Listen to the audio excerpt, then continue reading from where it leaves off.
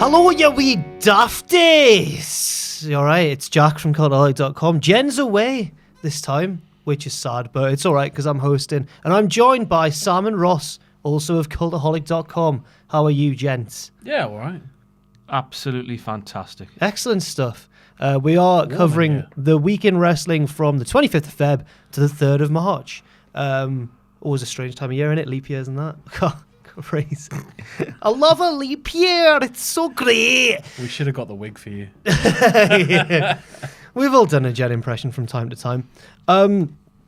So I guess we'll just jump straight in. We'll kick things off on the 25th of February 2013. Cena versus Punk, the final chapter. This was a Raw in Texas where John Cena beat CM Punk to earn a championship match at WrestleMania 29. It was a really good match, but not the result that a lot of fans of our ilk really wanted, because obviously it meant that Punk missed out on the main event of WrestleMania.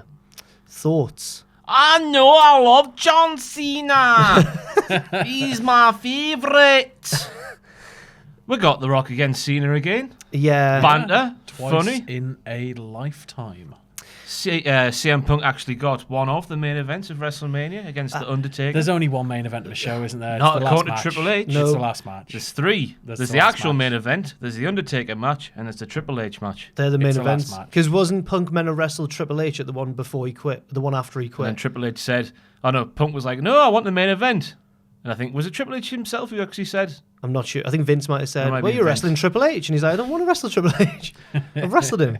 And of course, this Punk Undertaker match was the one that went long and got the women booted off, wasn't it, that year? Yes, and then there's a really Bastards. awkward scene on Total Divas where they're all sort of sat around going, In their gear. yeah, it's horrible. It is sad. At the same time, I wonder if blame's been misplaced on Undertaker and CM Punk, because the match after that one was Triple H versus Lesnar. And if Triple H maybe just cut down his entrance a little bit. Yeah, how might long as did well. they go, though? The last three matches of that show are long. It's like Punk Taker, Triple H Lesnar, Cena Rock 2. And they all go like Well, 20 I wouldn't minutes. ever blame Undertaker for anything, so I'm going to blame CM Punk and Triple H. CM Punk was fantastic in the match, to be fair. But this match also was a fantastic one. It was 4.5 stars from Dave Meltzer. Just 4.5. Yeah, still good. It missed for a Raw match as well. It missed the top 10 for the Wrestling Observer Newsletter's best worked match of the year. Best worked match of the year. Not real ones, featuring the likes of Butterbean. In a side note, it would also be the last ever singles match between the two until Double or Nothing later on this year. Yeah, It's not gonna take place at Double or Nothing. It's just going to be on the floor at Starcast 2. like Refereed by The Undertaker. But it will go 3 seconds Pinning long. him and counting himself. Do you agree that Punk has a case when he says that he deserved to main event at WrestleMania? And do you think he was right to get so aggrieved at the fact that he never did? Yeah. 2012 he should have. Or maybe even 2011. He was the biggest wrestler of an age, I guess, like of a new generation of wrestling fans and indie fans coming across. And He got me back. I in the realise I've Yeah. just said there he should have main evented 2012. No, he shouldn't have main evented that year. Because that was Rock, Cena, 2013 he should have Yeah. main evented. He Yeah. wanted a triple threat, didn't he? Him, Cena and Rock. Or something like that. That would have worked. That would have worked. Or maybe just a rematch between him and Cena. But no, he wrestled The Undertaker instead. In what was the best match of the night? I mean, getting to WrestleTaker at Mania is an honour. Yeah. So It was probably Undertaker's last great WrestleMania match, lot of because people say that, yeah. the next year was the Lesnar one, which, Yeah. although significant historically, wasn't like the best match. no, it wasn't worked as well, was it? Bray Wyatt one was good. It was all right. But this was his last like epic one. I'm just being silly. Shane Being going off playing the cage. devil's advocate. Yeah, that was good That live. was an epic That was moment, good live. I'm yeah. glad it was there for that. But Not when for the love of mankind. yeah, we had the luxury of not hearing that call. Yes. Right, we'll move on to the next day, 26th of February, 97, the first ever European champion is crowned. Before we get into it, what are your thoughts on the European Championship as a belt? I like it, but did they have enough European talent to really warrant it? Okay, that's an interesting way of putting it. And did they? I know they took it on the road, and it would change hands on some tours, and then it would end up back where it was supposed to be for tapings and everything. But it just felt like a bit of a just put another belt out there, didn't it? I liked it though, because like in that era, everyone had something to do on the show. Like everybody, every single wrestler, employed. Right down to the lowest. Yeah. So Right this down to was like- Tiger Ali saying. Yeah, this was like my sort of equivalent of the TV title in WCW. That sort of vibe. Except Was it Hacksaw? Was it the TV title where Hacksaw Jim Duggan found it in a bin after Kevin Nash threw it out? I've got no idea. Oh, I love a bin. It's great. I love bin day. It's the best day of the week. I wish I could dress up like a bin man.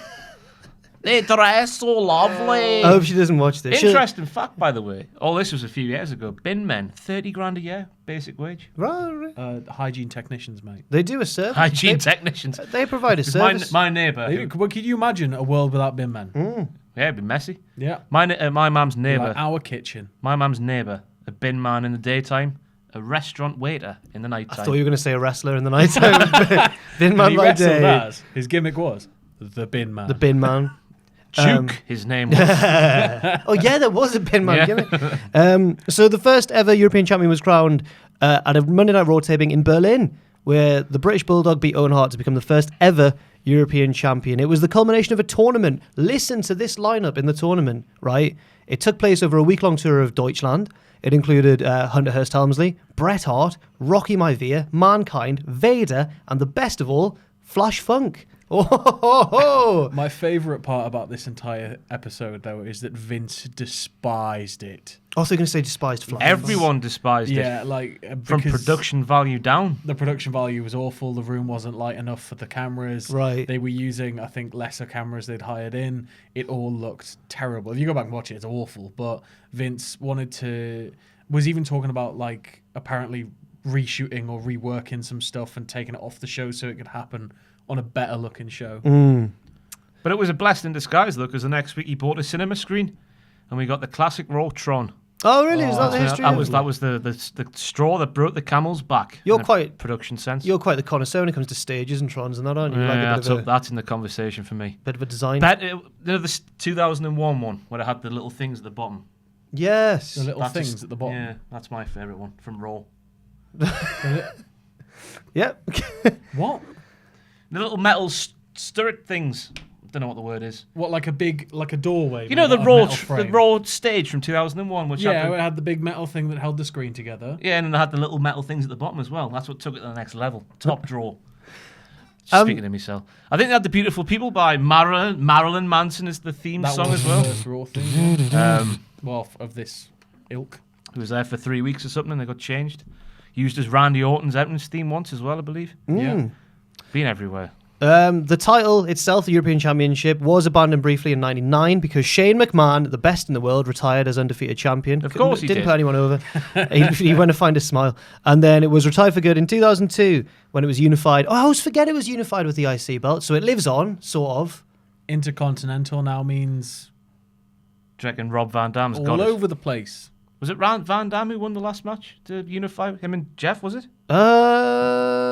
Was it Van I'm Dam? trying to find out. I think it was said in Van our Dam. notes. It might well have been. I think it was Van Dam. Maybe. Don't know. Yeah. What did you guys think of how the European belt looked though?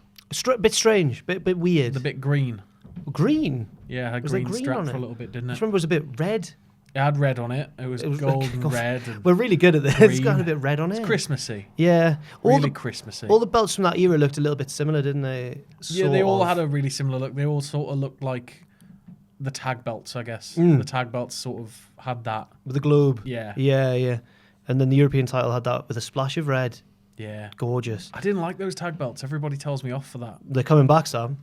Well, the You revival didn't like one. them ones? The old ones, yeah. The ones where it was like a shieldy plate with the red world and the... That might be The the Attitude ultimate Era. contrarian opinion I've ever heard. I just don't...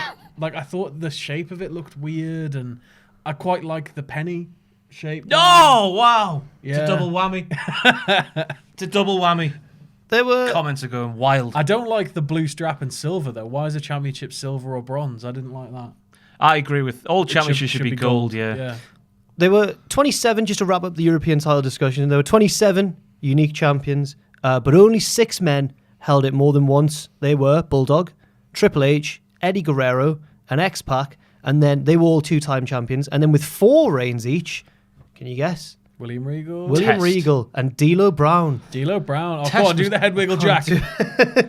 That's really bad. You're just like... Sort of jerking about. No, I'm assuming Test had it once. I thought Test always used to have it. It was always part of his gimmick. in my mind, did Val Venus? I He had the imagine- IC belt. He had both, didn't he?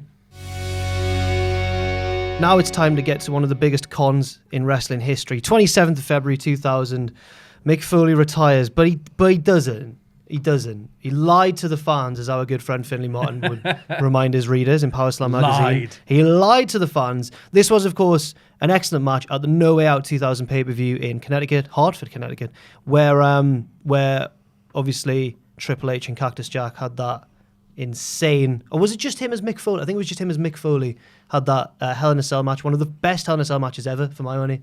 And if Mick lost, he'd have to retire, and he did lose, but he didn't retire. He came back about a month later for WrestleMania. Linda brought him back. Oh, I love Linda. Oh, I love her. It's the best. Yes. Say what you want about Linda. When she stood up, that pop. Oh, the chair. Oh, that's good. Nobody could get that pop today. That's a good moment from Linda. Everyone, yeah. That's it, though. Why she got the pop, sort of a similar pop every single time after, I'll never understand. Because she's Vince's wife. Sorry if this is interfering. That's all right. I rewatched the Hell in a Cell match recently, a few months ago, and I forgot how over the top it goes. There's like a flaming 2x4 on top of the thing. Yeah. I always fancied doing the bump Mick takes through the cell into the ring. Looks very comfortable. when doesn't it? Because the he lands in the- when it gives way. He lands in the hole. And then Triple H does the excellent, like, is he dead? Like, pokes him with his foot. And then Mick stirs and Triple H almost takes a bump. He's freaking out so much. Then he just starts wailing on him with a sledgehammer until there's no skull left. And Mick Foley's twin brother, Nick, took on the name of Mick. Yes, that's not what... Yep. Now, other matches on the show include a pre-show match for Sunday Night Heat. Two of my boys, Headbanger Mosh and S.A. Rios. S.A. Rios is now in love AAA, isn't he?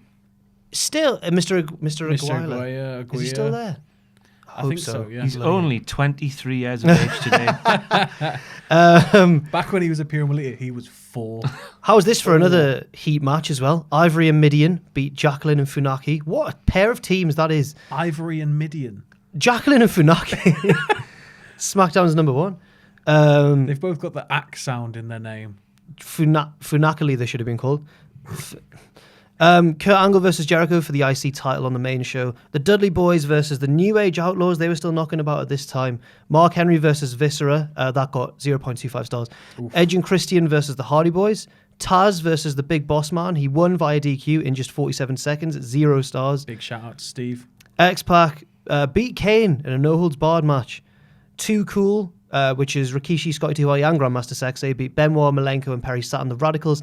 And in a sort of a writing of justice, I think. Justice was done in this match. Yes. The Big Show beat The Rock to claim his rightful place as the number 1 contender for WrestleMania 2000 because he did win that Royal Rumble. If you ever met The Rock, would you attack him or something for how badly he behaved? No, but I'd bring it up because I think he'd get a bit of a laugh out of it, I'd hope. See, you're not really going to go to bat for Big Show then, are you? No, I imagine if I met The Rock and then some, like, from The Rock's perspective, some lad comes up and goes, "You didn't win the 2000 Royal Rumble." Like, that's not going to go down well, is it really? It all led, of course, to the McMahon in every corner main event of WrestleMania 2000. The first time that the WrestleMania main event was won by an outright heel. It only took 16 years. 15. Send him home happy. Well, it always had to happen at some point, didn't it? Yeah. But whichever show it happened at was going to suffer. So... Plus, it was a new millennium. I mean, it was all going so well until that match at WrestleMania 2000. Yeah? I think it has to be the worst WrestleMania of all time. Oh, Maybe not. Well, maybe one was. I think TLC might save it though. Yeah, that was it. That and Bull Buchanan. Apart from that, the rest of it's a disgrace. 2's pretty bad as well. 2, I'm not a fan of 2. Yeah, 2's pretty bad. I don't think I've seen 2 all the way through ever. It's in 3 different I've watched venues. it in bits, yeah. Elvira's fantastic on commentary though. Now we'll go to February 27th, 2001, where Stacy Carter, better known as Sable, the cat, is released from... Her theme does that as well. Yes, because she's a cat. She's a cat. And a slave. When she was with China would come up looking like China, and she would come out looking like little China with slave. Blazing Little across her China. chest. She comes out looking like Chinatown. Mind, if you've never been in Newcastle before, we've got a wonderful Chinatown. Stowell Street, represent. Excellent. Lots of good shops. Don't look at the bins behind it. Don't look at the bins. Her release, she was released from the WWF, as it was then known. The release came just 2 days after she was involved as a central figure in the Right to Censor storyline. How fantastic were Right to Censor at the time? The perfect heel gimmick for the age. But she mistakenly hit Jerry Lawler with the women's title belt, costing him his match with the leader of RTC, Steven Richards. I know he said Stevie, but it was Steven. My White Sox. Jim Ross impression there. What? White socks. Yeah, he didn't like his He used white. to take the piss for wearing white socks with his black I thought trousers. you said my life sucks. I was like, what? That as well, but the point right now is white socks. Now this is important because she was released in the middle of a storyline. She was in a storyline. She'd just been forced to join Right to Censor because of this match, and it's sort of implied that she wasn't just let go because they didn't have anything to do with her, because she was in a storyline. So there was some rumors of like heat backstage and that sort of thing. In releasing her, they also lost her husband at the time, Gerald, Big Jerry the King Lawler, who quit the company in protest, but that didn't Stand by your woman. Yeah, I mean, he's got a statement here that we've got printed out on his website. Do you remember when people had their own websites and that? Do you not have your own website? No. Everybody here does. Stacy was released by the WWF this afternoon in protest. Jerry Lawler, so it's on his own website, but has also parted ways with the WWF. The release came as a total surprise without any provocation whatsoever. As for the speculation that was reported on other websites, there wasn't any disagreement involving an angle. How strange. But he would return just 9 months later, and they divorced officially in 2003. So it's a bit of a weird one, isn't it, that Jerry just left for a bit? Maybe he was, I'd imagine he must have been incredibly upset at the time with her being released. Sort of, I'd assume he'd constantly ask Vince, is there going to be something for her? Is it? Maybe, and yeah. then something might have been promised and it's been taken away.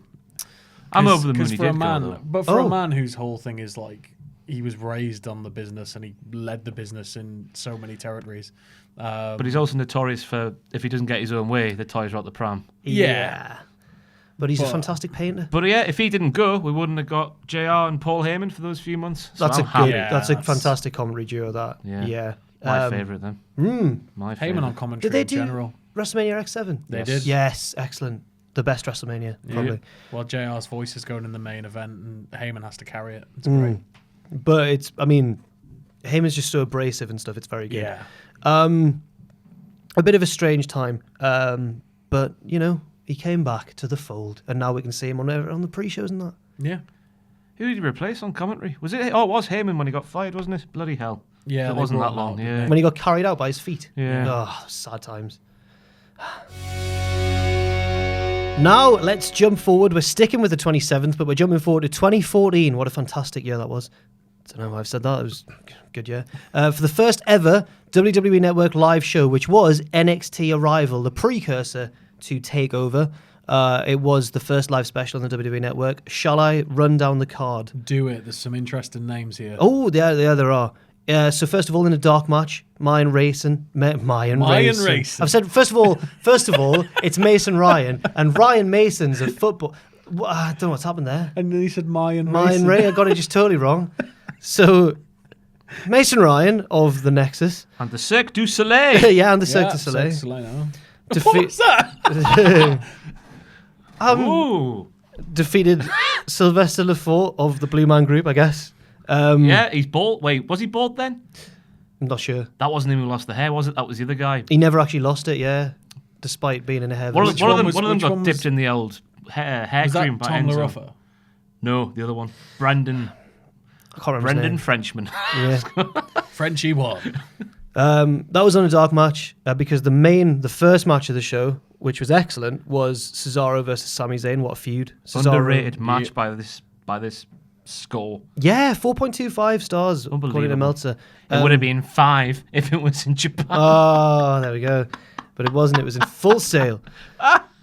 Next up, Mojo Rawley defeated CJ Parker, who is at the time of recording the current IWGP North American Heavyweight Champion, Juice Robinson. A few years ahead of his time, CJ Parker. Yeah.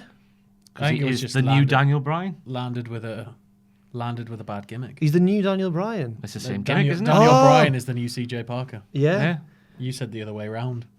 Juice is actually a sexy Well, no, man. because Daniel Bryan's called the new Daniel Bryan now, isn't he? I'm saying he is the new Daniel Bryan. I see what you did. If you watch WWE, Sam, you would know these things. Juice. I know he's called the new Daniel Bryan. It's just in the context that you were talking, it sounded like you said he'd become a weird hippie. Gentlemen. So Juice, what would Jen have done there? I feel like she'd have diffused the situation a lot quicker. I love arguments. I love it. Everyone gets to express their opinion. It's great.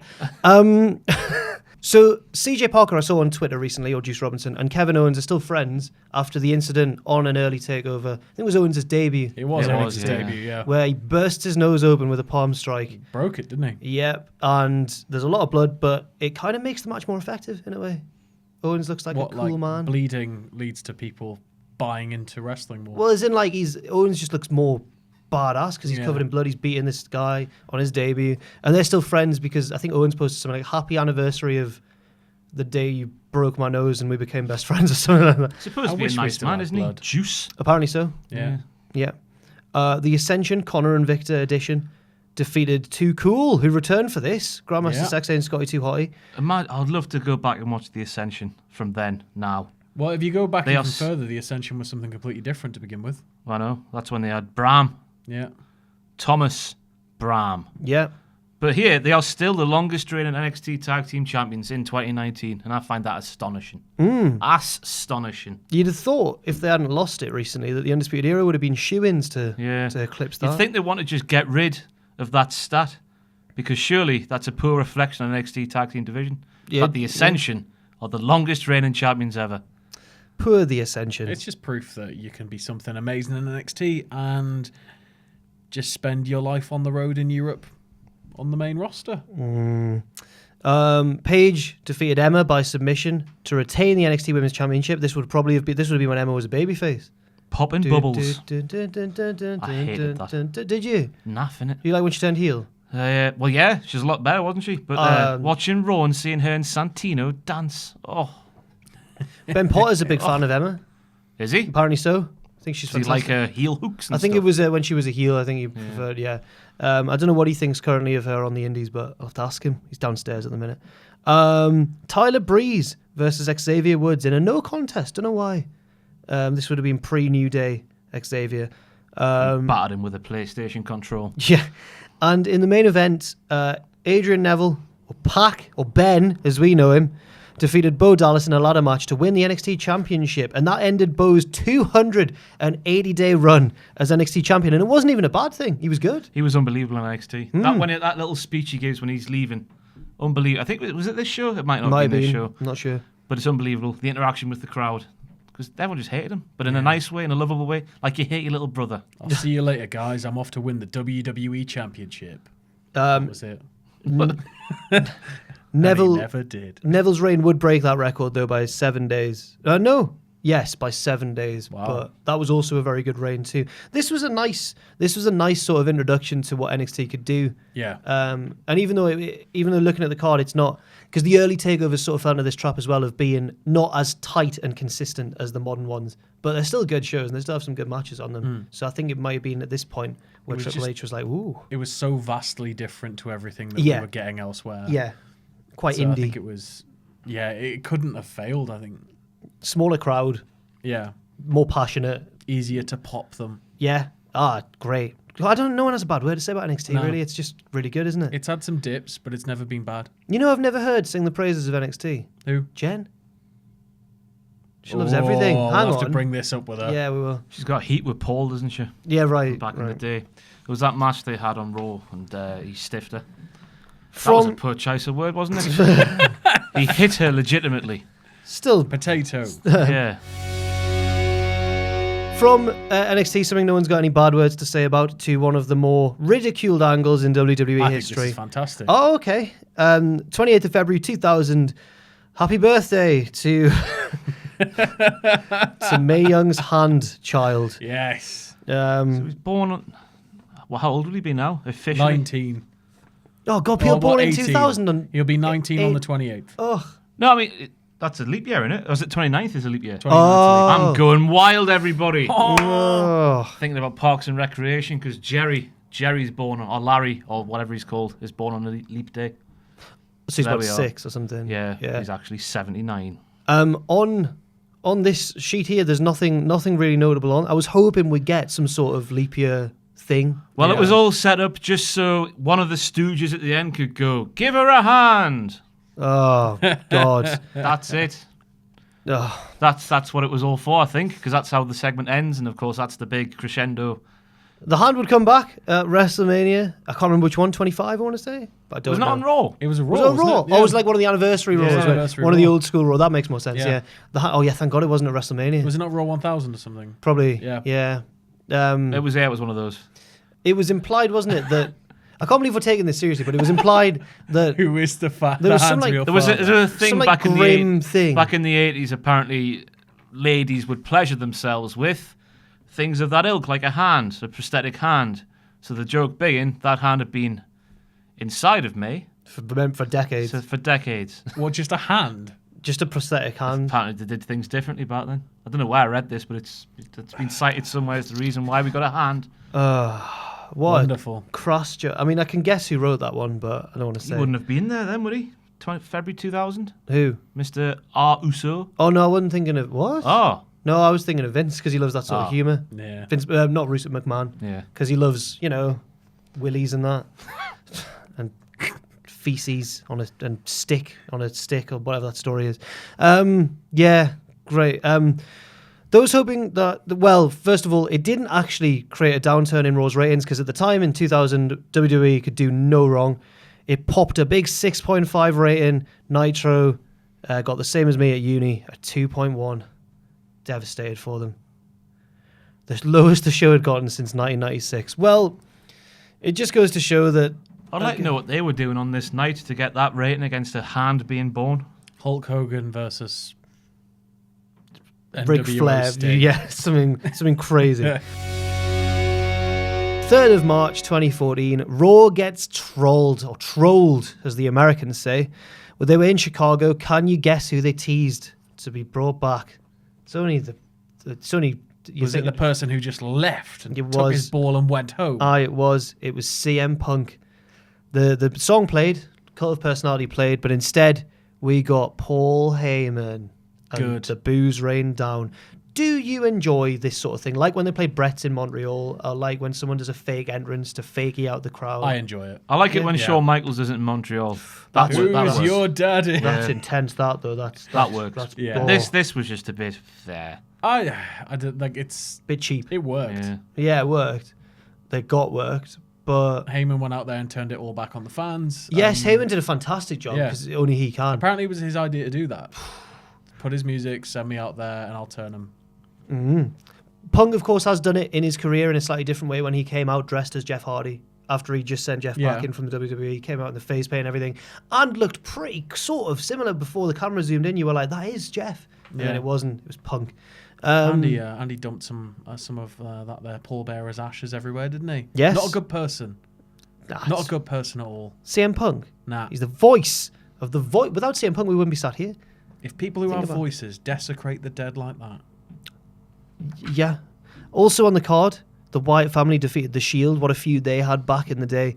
And in the main event, Daniel Bryan beat Batista by DQ, which sounds tedious because it would have been when Bryan was trying to break into the main event of WrestleMania. Yeah. Which is a similar scenario to where we find ourselves now with Rebecca trying to get into that triple threat, which will happen. It'll happen. It'll happen. Yeah. Don't worry about it, everyone. It's going to happen. Shall we do... Well, nah, I've sounded really excited there, but it is deaths first. Shall we do the No, death? no, I feel bad now. I love death. No. There's only one, though, which is all right. It's Doug Furnas, probably best known for his tag team work alongside LaFon, who sadly died on March 2nd, 2012. I think Furnas and LaFon, right, they deserved more than what they got. Do you not think? Not very memorable, I suppose. No. But they did. I mean, I thought they deserved a bit of a shot to show what they could do, but they didn't really get it. So R.I.P. Doug Furnas. Now, if you listen closely, you can hear her from Glasgow right now.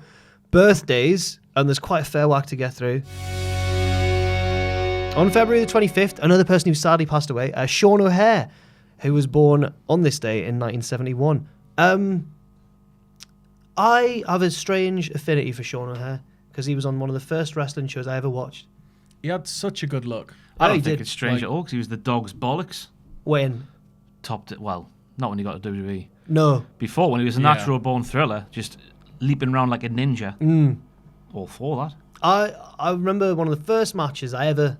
Because you know when you get like an early, just a random... I think mine was worldwide off Channel 5, but it's on VHS, so you watch it all the time. So one of my first memories was Jindrak and O'Haire against the Misfits in Action, which was Builder Mott or General Huge Erection. Yes. And Corporal Cajun, who was... Lash LaRue. Lash LaRue. Woo! That was his gimmick, was Lash LaRue. Screamed a lot. And Major Guns was at ringside, and I was far too young for that sort of thing, to be honest. But yeah, Jindrak and O'Haire were like presented as two... They were heels, but they were like up-and-coming power plant guys. And I remember thinking, oh, they're good, them. And then Jindrak was meant to be in the Evolution. And he got cut because he had no bants. Was that why? Essentially, he did all the promo packages with him, didn't he? And then they just sort of chopped him off. Yeah, we'll get Batista in instead. He must have been gutted. That's why on all of the original Tron, there's a lot of Triple H, Ric Flair, and Randy Orton. Not so much Batista. There's no Batista except for like the shot where they're sort of all stood around. But there's a lot of Triple H and Ric Flair in a strip club. I'd love if they just photoshopped Batista's face on there on the Jindrak. Just moving around. Yeah. So happy birthday to Sean O'Haire. Can we quickly just address the fact that, do you know Sammy Hagar, the Van Halen replacement singer, who's just terribly unbearable and just awful? Lash LaRue is just him. Okay, I just want to say that. Okay. I've just realised they're both just loud and unbearable and probably couldn't carry Van Halen. Cool. Which is a band that isn't great to begin with. Oh, I like Jump. I like Panama. Hot for Teachers, great song. Also on February 25th, but in 1982, we have Maria Kanellis, who I used to proper love when I was a teenager, and now I'm just like... It's just a shame what's happened. Yeah. Like, just being pushed further and further down, and like... Although, they're featured more heavily now since they kicked up a bit of a fuss. They are, but I don't understand why they're not getting featured more in terms of wider story. I don't know why it had to be a 205 Live thing. I don't know why they're not central, because I think Maria's a really good promo. She is a good promo, but I think it's because she's a bit similar to Steph as a heel. Really? Maybe. Yeah. Ross? She's nowhere near as good as Steph. She's not as good as Steph, but... Not even in the same conversation. All right. That's how good Steph is. I think Jack meant like a similar style. Yeah, similar like Steph's the best. Okay. All right, calm down. She is related to Shay. I'd Stiffy. Well, I was about to say as well, I remember there was like a mixed tag match where Maria was teamed with Cena and he kissed her backstage, like calm her down and stuff. I was probably jealous me. I was like 13, I was like, ugh. So I sent him some ricin in the post. Yeah? I didn't. Also on the 25th, Ric Flair, 1949. Well, what was there to say about Ric Flair, to be honest? He's 70 years old this year. Oh, wow, it's the big 7-0. Jesus. I just don't know what to say because it's Ric Flair, isn't it? He's one of the all-time greats. Likes limousines, jets. Kiss stealing, wheeling dealing. Kisses. I've got to say, he's cock bends to the left. Yeah, you always bring the like Neville's dislocated finger. Sorry, you see that? Have you seen the video yet? Oh, yeah. He just looks at it. If I looked at that and saw my own finger doing that, I'd be like, oh, but he just goes... Calmly. Adrenaline's a wonderful drug. Yeah. I don't know. I've said that like I know. Yeah, that's right, it is. Also, I'm going to recommend the song Ric Flair by the Brass Holes. It's a good song. Good little number, that. I can't believe you just didn't recommend Ric Flair Drip, which is a terrible song. I'll recommend the video where whoever does that song performs it live on some American chat show and Ric Flair comes out and dances. Yeah. He just sort of comes out with a robe and just stands there like the most painful thing. Nice. He's got his robe on, he's just sat there going... He's old now. he's now 70 years old. One more match. No, February the 28th. Triple H at Mania. February 28th, someone who probably could still wrestle one more match, to be fair, because he is proper good. Oh, no, I've skipped one. I was going to say, February, like, what? February the 26th. Still wrestling. Pentagon. Do you remember Pentagon? February 26th, 1985, someone who definitely can still wrestle a good match, because he does. Pentagon Jr. Yeah, great. Love him. Penty G. He was one of the first sort of, when I was working at the old place, and I was like getting a bit interested in wrestling outside of WWE. He was one of the first ones that really drew me in and made me a fan. and then met him in person. Surprisingly quite tall, actually. He's just a really cool guy. Yeah. And his whole gimmick is amazing, and I like the aggression and the sort of spoopiness of it, and Lucha Underground, like Pentagon Dark, and his brother's great as well. Yeah, Phoenix is class. I like them as a tag team. They're one of the best tag teams in the world right now. Yeah. But I do also want to see them go a bit singlesy again. Well, I like Pentagon as a horrible bastard. Heel, he's better as a heel, yeah. But a nice man also. Now, someone who can still wrestle probably a good match. February 28th, 1953. Maybe he can wrestle Pentagon. Yeah, I'd watch that. Ricky the Dragon Steamboat. I wouldn't want to watch him get package power driven under an apron. No, actually, no. One of the key figures in the early history of WrestleMania, because at 3, he had that excellent match with Macho Man Randall Savage. Yep. And it was just, he's really good. I loved when he came back and wrestled Jericho with, was it Snooker and Piper? Yep. Yes. And they couldn't. Mickey Rourke stole the show. Yeah. With his melting face. Ricky Steamboat stole the show. He does look like a melting candle. He does. Very well used candle. Well, hell of a film though. The Wrestler. I've still never seen it. What? I know. Yeah, you should watch it. It apparently made... doesn't paint a very nice picture of the wrestling business, but you know. Apparently it made Roddy Piper cry his eyes out Oh. for hours after watching it. Well, do you know what else made Roddy Piper cry his eyes out? Losing to Jericho in this match Yeah. at WrestleMania, but Steamboat was the last man in and did pretty What was I good. going to say about Ricky Steamboat? Oh, yeah, he's got the coolest real-life surname, and I can't believe his wrestling surname is Steamboat when his real surname is Blood. Dick Blood, isn't it? Richard Yeah. Blood. Dick Blood. Dick Blood. Dick Blood, if you want to say that. Dick Blood.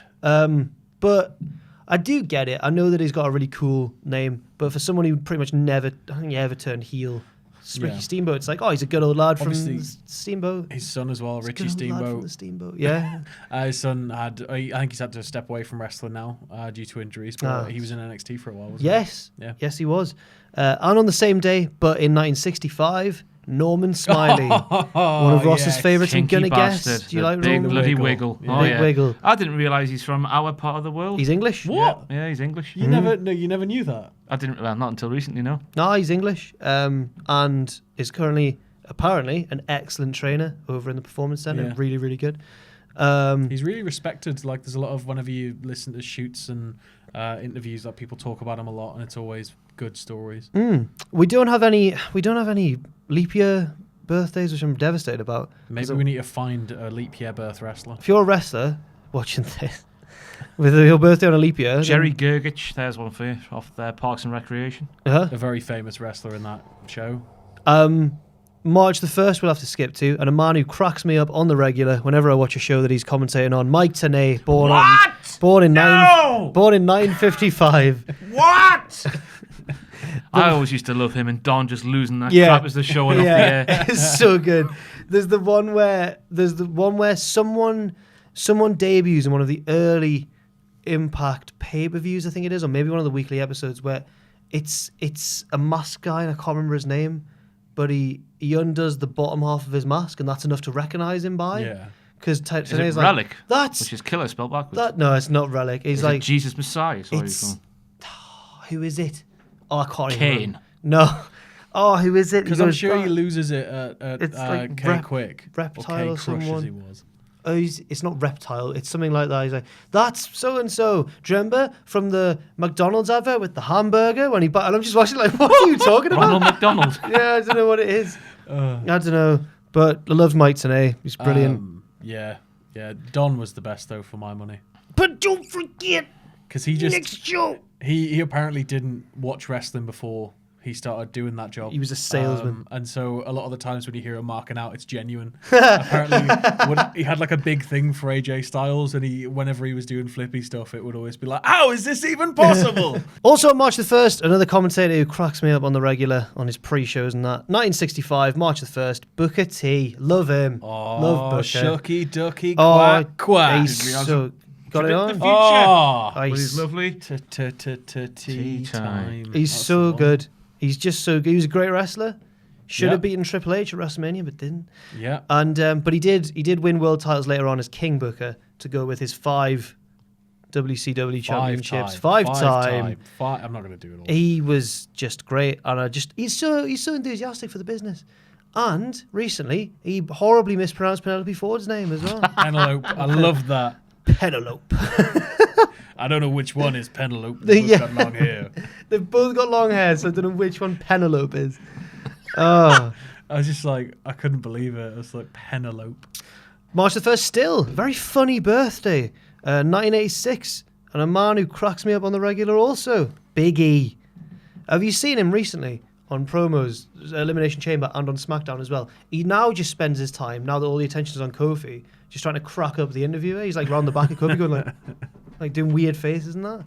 It's really good. He must be a nightmare to work with from a production standpoint for that reason. Just cracking people up so much. There's a network exclusive thing that just went up on YouTube today. Or like, not a network, like an after show exclusive thing where they're interviewing Kofi backstage, like, you're doing so well. And at the start, him and Xavier are buzzing, but Big E's just off to the side, the other side of the interviewer, just picking up spools of cable and just organising them into boxes, just like, and apparently on Reddit, that's because, or in one of the comments, that's because he used to work as like on the shows or something. He used to be like a best boy or a rigger or something. Like and that's what I don't know if it's true or not. Oh, that's really cool. That story if it is true. He's great. He's one of Ross's faves. He is in the top 3. I'm still Rusev. What about him do you like the most? Is it the gyrate? It's the raw sexual magnetism of the man. I think that's the thing that draws me in the most. Tricep meat? It's the hips. It's the sweat. It's the eyes. It's the funny haircut. The tongue. Do you think the haircut's for comedy effect as well?